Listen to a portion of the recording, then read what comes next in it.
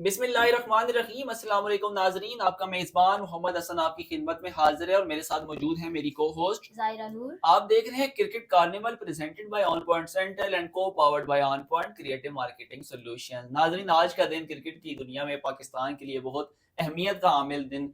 आज 28 से 30 साल का अरसा गुजर जाने के बाद जो क्रिकेट के शायकीन बड़ी बेसब्री से इंतजार कर रहे थे कि होम ग्राउंड में कीवा टो फाइनली आज के दिन वो शुरू होने जा रहा है। पाकिस्तान और न्यूजीलैंड एक दफा फिर से मद्दे मुकाबिल होंगे ट्राई नेशन सीरीज के बाद, और जो क्या टीम पाकिस्तान जो गलतियां ट्राई नेशन सीरीज में करती रही है, क्या वो उसको दोहराएगी या इस बार वो कामयाबी से हमकिनार होगी। एक छोटी सी रिपोर्ट आपके सामने रखता हूँ जो ARY न्यूज़ के प्रोग्राम हर लम्हा पुरजोश में गुफ्तगू करते हुए जो हमारे क्रिकेट के तजियाकार हैं, जो साबिक खिलाड़ी हैं, उनका क्या रद्द अमल है पाकिस्तान का जो 15 रुकनी स्क्वाड अनाउंस किया गया है और उसके हवाले से वो क्या सोचते हैं। पहले थोड़ी सी ब्रीफली मैं आपको उसका ओवरव्यू देता हूँ। उसके बाद पाकिस्तान और न्यूजीलैंड कितनी दफ़ा मद्दे मुकाबिल हुए आमने सामने, उनके क्या नताइज थे, किसका पलड़ा भारी रहा, और ताकि फ्यूचर जो पास्ट की हमारी परफॉर्मेंस है पाकिस्तान और न्यूजीलैंड की, उसकी बेस पर हम अपनी जो चारों लोग हैं कोई प्रेडिक्शन भी बना सकें और हर बंदा अपनी जो फेवरेट टीम है वो चूज कर सकता है। इस चीज़ से बालातर हो गए कि हम पाकिस्तानी हैं। ठीक है, हम स्टेट्स और उस पर इंशाल्लाह कोशिश करेंगे। नाजरीन, छोटी सी कोशिश पूरी रिपोर्ट, करेंगे कि हम बाइस्ड ना हो। बायस ना हो, बिल्कुल। नाजरीन, एक छोटी सी रिपोर्ट आपके सामने रखता हूँ कि ARY न्यूज़ के चैंपियन ट्रॉफी के हवाले से खसूसी प्रोग्राम जो मुनक्किद किया गया है हर लम्हा पुरजोश, उसमें गुफ्तगू करते हुए साबिक जो कौमी विकेट कीपर हैं और बैट्समैन कमरान अकमल साहब हैं, उनका कहना था कि पाकिस्तान के 15 रुकनी दस्ते पर तहफ़्फ़ुज़ात हैं उनको, मगर अब कोई तब्दीली नहीं हो सकती। उनका मजीद कहना था कि कप्तान को चाहिए इन 15 में से बेस्ट 11 बनाएं और मुकम्मल बॉलर्स के साथ जाएं। ट्राई नेशन सीरीज में हम एक बॉलर कम और 7 बल्लेबाजों के साथ गए और नतीजा हम सब ने देख लिया। जब 6 बल्लेबाज कुछ नहीं कर सके तो सातवां क्या कर लेगा। बहुत ही एक उन्होंने प्लस मतलब ज़बरदस्त पॉइंट उठाया है कि पूरी जो पाकिस्तान की बैटिंग लाइनअप है उनके ऊपर ही एक सवालिया निशान उन्होंने खड़ा कर दिया है। जैसे पाकिस्तान, हमने अपनी लास्ट एपिसोड में भी ये सवाल अपने गेस्ट रोहान से किया था कि बिल्कुल अगर हारिस रऊफ ऐड भी हो जाते तो क्या पाकिस्तान की परफॉर्मेंस में बेहतरी आएगी। बिल्कुल, वो भी यही सवाल उठा रहे हैं जो क्रिकेट के एक्सपर्ट हैं। चलें, बड़ी अच्छी बात है। मतलब हमारी जो बात है वो वही बात है जो क्रिकेट के एक्सपर्ट कर रहे हैं। खैर, कमरान साहब का मजीद कहना था कि शाहीन शाह अफरीदी, नसीम शाह, हारिस रऊफ के साथ बॉलिंग में खुश दिल की जगह फ़हीम अशरफ को शामिल करें और इब्रार को एज अ स्पिनर आप टीम में शामिल करें। उसके अलावा साबिक टेस्ट क्रिकेटर बासित अली साहब का कहना था कि बाबर 3 नंबर पर बेहतरीन खिलाड़ी है और 60 की औसत से रन्स कर रहा था। इससे ओपन कराने का मकसद इसको ज़ाया करना है। नाजरीन, ये रिजवान साहब का जो फैसला है जो उन्होंने हम इस प्रोग्राम में आगे चल के वो भी आपके सामने उसकी तफसीलात रखेंगे। रिजवान ने इस चीज़ को कंफर्म किया है कि जो बाबर हैं वो ओपनिंग करेंगे, लेकिन उसके ऊपर भी बासित अली साहब का जो है एक सवालिया निशान देखने में नजर आ रहा है। उसके बाद जो सीनियर स्पोर्ट्स साफ़ी हैं पाकिस्तान के, शायद हाशमी साहब, उनका कहना है कि पाकिस्तान का स्क्वाड बैलेंस ही नहीं है। एक ओपनर, एक स्पिनर की कमी है। साइम अयूब की जगह इमामुल हक को ना लेना ज्यादती है। दीगर ममालिक ने अपनी टीमें अरसा कबल अनाउंस कर दी थी और हम फोन कॉल का ही इंतजार करते रहे। नाजरीन, हर तजियागार, हर साबिक खिलाड़ी एक ऐसी बात कर रहा है जिसके ऊपर एक सवालिया निशान है, और मेरे पास कहने को बहुत कुछ है लेकिन मैं अपने अल्फाज को कंट्रोल करूंगा। और जो हमारे अगले जो 2017 के फातेह कप्तान हमारे यहाँ सरफराज साहब, उनका क्या मौकफ है, हमने पिछले प्रोग्राम में भी उनका मौकफ रखा था, लेकिन ये कुछ लेटेस्ट अपडेट्स हैं जो उन्होंने रिसेंटली एक शो में बैठ के बात की है। तो उनका कहना है सरफराज साहब का कुछ इस तरह कि अब कुछ नहीं हो सकता, हमें इस टीम को सपोर्ट करना होगा। मतलब वेरी पॉजिटिव। सरफराज साहब वो वाइड इनफरादी शख्सियत है जो कि इस पूरे टूर्नामेंट में जब भी टीम पे बात करते हैं वो पॉजिटिव वे में बात करते हैं, वो बिल्कुल। क्रिटिसाइज नहीं करते उनको। और मेरे ख्याल में साबिक खिलाड़ियों का ये बहुत ही, ये जो अप्रोच है, एक पूरी उम्मीद रहना और अगले को मोटिवेट करना, ये बहुत ज़रूरी है।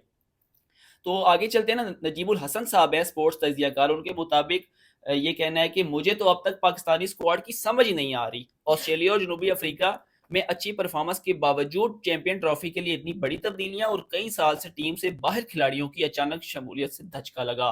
नाजरीन, एक बार फिर से सवालिया निशान, क्या आप लोग समझते हैं कि टीम पाकिस्तान में जो सियासी ताकतें हैं वो लोग अपनी इस्तेमाल कर रहे हैं और कोई किसी पॉलिटिक्स का शिकार है टीम पाकिस्तान? खैर, ये मेरा कहना नहीं है, ये जो आप सब लोगों के, जो हमारे स्पोर्ट्स के एक्सपर्ट हैं, उनकी जो तज्ज़िया मैं आपके सामने रख रहा हूँ और ये सवाल उनकी तरफ से उठाए जा रहे हैं। जी ज़ाहिरा, ये थी एक छोटी सी रिपोर्ट जो मुख्तलिफ मशवरे थे। अब आप हमें बताएं कि पाकिस्तान और न्यूजीलैंड जो है वो अब तक कितनी बार आमने सामने हो चुके हैं और किसका पलड़ा जो है वो भारी रहा है। बिल्कुल, जैसे पाकिस्तान और न्यूजीलैंड का पहला ओपनिंग मैच होने जा रहा है, तो अब हम एक रिपोर्ट शेयर करते हैं कि पाकिस्तान और न्यूजीलैंड आमने सामने कितनी दफ़ा खेल चुके हैं पहले। अगर हम बात करें आईसीसी चैंपियन ट्रॉफी की, तो पाकिस्तान और न्यूजीलैंड आमने-सामने मद्दे मुकाबिल हुए 7 दफ़ा, जिसमें से पाकिस्तान ने 4 दफ़ा कामयाबी हासिल की ज़बरदस्त। और न्यूजीलैंड ने 3 दफ़ा कामयाबी हासिल की। इसी के साथ-साथ अगर हम देखें कि जो डिफरेंट फॉर्मेट्स हैं हमारे क्रिकेट के, इंटरनेशनल टूर्नामेंट्स हो गए या बायलैटरल सीरीज़ जितने भी हैं अक्रॉस ऑल द फॉर्मेट्स, उनमें से अगर हम आईसीसी क्रिकेट वर्ल्ड कप की बात की जाए, जो 1975 से लेके 2023 तक हुए अभी तक, तो उसमें पाकिस्तान और न्यूजीलैंड आमने-सामने आए हैं 10 दफ़ा। जिसमें से आपको क्या लगता है पाकिस्तान ने कितनी दफ़ा जीत हासिल की होगी? कोई गेस? 6 दफ़ा? बिल्कुल 6 दफ़ा नहीं है। इससे 2 नंबर ज़्यादा है, 8 दफ़ा की ज़बरदस्त। है। पाकिस्तान ने 8 दफ़ा न्यूज़ीलैंड के खिलाफ जीत हासिल की है और न्यूज़ीलैंड ने पाकिस्तान मतलब दोनों ने आमने-सामने ही थे, तो न्यूज़ीलैंड ने 2 दफ़ा और पाकिस्तान ने 8 दफ़ा। इसी के साथ अगर हम रोहान से पूछें कि क्या आपने देखा होगा यकीनन 2023 का मैच पाकिस्तान-न्यूज़ीलैंड का, जी तो बिल्कुल, उसकी आपकी कोई मेमोरीज़ होंगी? बिल्कुल तो वो कैसा था? पाकिस्तान वो विनिंग मोमेंट वो विनिंग मैच था या नहीं था? पहले तो ये कंफर्म करना चाहेंगे। था वो विनिंग मैच ही, विनिंग मैच था। इंडिया में जो वर्ल्ड कप हुआ था 50-50 आह! ओवर्स का। और लेकिन जब फर्स्ट इनिंग्स पूरी हुई थी, जब न्यूज़ीलैंड ने 401 रन बनाए, हमने कहा अब ये कौन बनाएगा, अब तो हम मतलब बहुत ही डिसहार्ट मुश्किल हो गए कि नहीं डिसहार्ट हो हमसे गए ना थे, हो हमने कहा पाएगा। हमसे ना हो पाएगा। तो हमने तो टीवी भी इवन बंद कर दिए थे कि अब तो बहुत मुश्किल है। लेकिन फिर थोड़ी देर बाद हमने जब टीवी ऑन किए तो बाबर और फ़खर थे क्रीज़ पे। आहिस्ता-आहिस्ता जो फ़खर ज़मान है उन्होंने न्यूज़ीलैंड के स्पिनर्स की फेटी लगाई, आहिस्ता-आहिस्ता बाबर उनके साथ दे रहे थे। तो आहिस्ता-आहिस्ता जब हमने बीच में देखा वो इनिंग बिल्ट होती गई, पार्टनरशिप बिल्ट होती गई, फिर बारिश भी बीच में आ गई थी। बारिश की वजह से पाकिस्तान को थोड़ा और फ़ायदा हो गया कि रन्स कम हो गए। फिर जब बारिश ख़त्म हुई, उसके बाद जब मैच दोबारा शुरू हुआ, तो फ़खर ज़मान ने एक ही ओवर में मेरे ख़्याल से 3 या 4 छक्के मार दिए थे, क्या जिस बात है! वजह से पाकिस्तान जो है वो डीएलएस मेथड होता है, उसकी वजह से अहेड हो गया था। फिर उसके बाद कुदरत का निज़ाम काम कर गया और फिर बारिश हुई और वो मैच ही नहीं हो सका और पाकिस्तान वो मैच जीत गया, तो जिसकी क्या वजह लगता से है आपको हम पाकिस्तान अपनी परफॉर्मेंस की वज़ह से जीता या फिर बारिश की वज़ह से जीता? ये इसमें मैं दोनों को कुदरत का निज़ाम भी काम किया था और फ़खर ज़मान ने भी काम किया था। चलिए बिल्कुल बहुत शुक्रिया। अब हम बात करते हैं आईसीसी टी20 वर्ल्ड कप्स की। उसमें पाकिस्तान और न्यूज़ीलैंड आमने-सामने हुए 7 दफ़ा, उसमें भी 7 दफ़ा हुए हैं और उसमें पाकिस्तान को जीत हासिल हुई है 5 दफ़ा और न्यूज़ीलैंड को 2 दफ़ा। तो कोई टी20 वर्ल्ड कप आपको पाकिस्तान न्यूज़ीलैंड का याद हो? बिल्कुल याद है वो सिक्योरिटी वाला जिसमें 2021 में मैच ओह! हुआ था। पहले उन्होंने वर्ल्ड कप से पहले वो मैच डे वाले दिन वापस चले गए थे कि हमें थ्रेट्स आए हैं तो हम जिसमें नहीं उनको खेल सकते। पाकिस्तान में जी, जी, इनवाइट जी। किया गया था। पाकिस्तान इनवाइट किया गया था, इवन पिंडी स्टेडियम में मैच था उनका। ओह! तो उधर से वो चले गए थे, फिर उसके बाद पाकिस्तान ने वर्ल्ड कप में उनके साथ जो किया वो सबके सामने था। पाकिस्तान ने हराया, उसके बाद फिर न्यूज़ीलैंड सेट हो गया। न्यूज़ीलैंड सेट हो गया और न्यूज़ीलैंड दोबारा वापस आ गया दोबारा आ गया, पाकिस्तान से दोबारा आ हारने के गया। लिए या जीतने के लिए।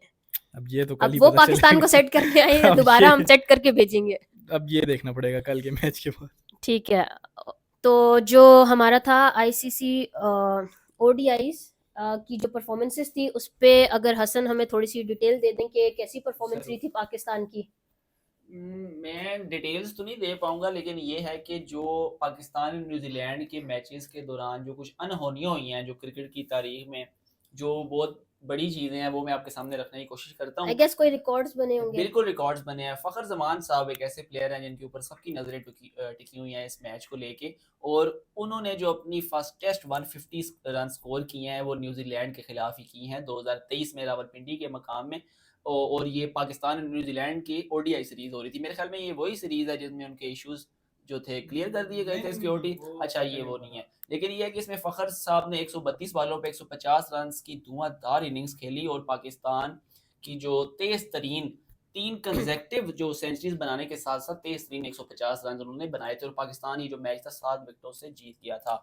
उसके अलावा अगर बात करूँ कि पाकिस्तान और न्यूज़ीलैंड में हाईएस्ट रन्स कितने बनाए गए हैं, तो वो न्यूज़ीलैंड की जानिब से 401 रन बनाया गया है, जो कि पाकिस्तान और न्यूज़ीलैंड का हाईएस्ट टोटल है।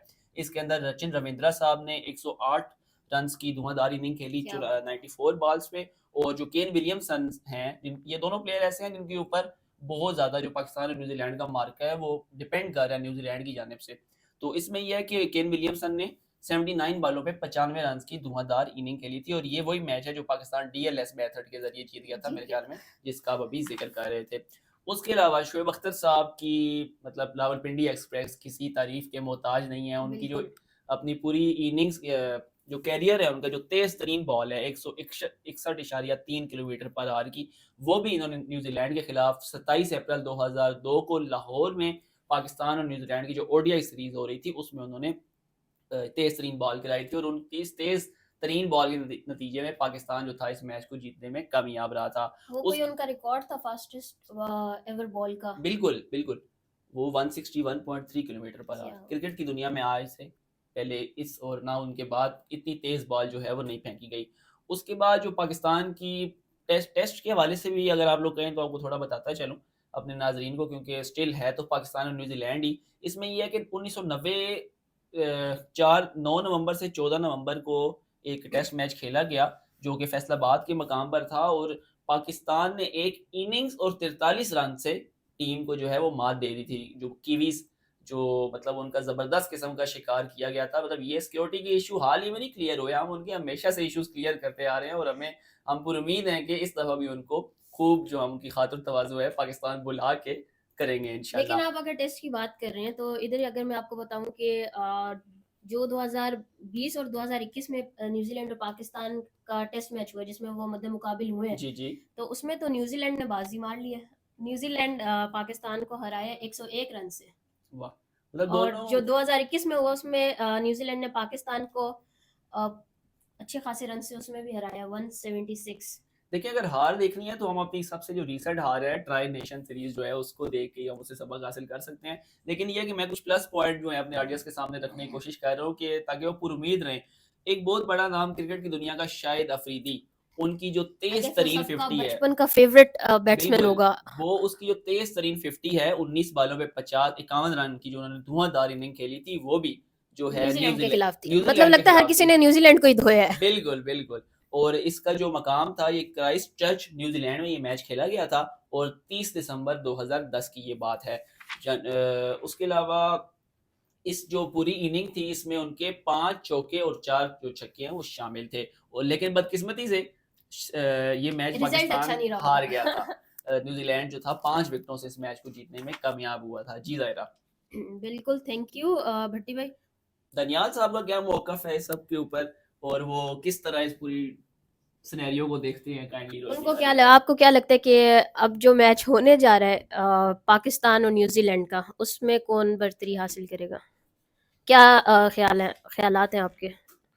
हम पर उम्मीद है कि पाकिस्तान पूरी उम्मीद तो शायद पूरी कौम है। पूरी कौम है और उम्मीद सिर्फ सरफराज है, वो सरफराज साहब के अलावा कोई उम्मीद नहीं है। तो सरफराज के साथ हम शायद बहैसियत कौम हम सबको पर उम्मीद होना चाहिए, और जो अब टीम सेलेक्ट हो गई है हमें अपना पूरा कॉन्फिडेंस इस टीम पे जाहिर करना चाहिए और सपोर्ट करना चाहिए, क्योंकि हमारे पास बेस्ट 11 और या बेस्ट 15 यही है जो जिन्होंने ग्राउंड में उतरना है।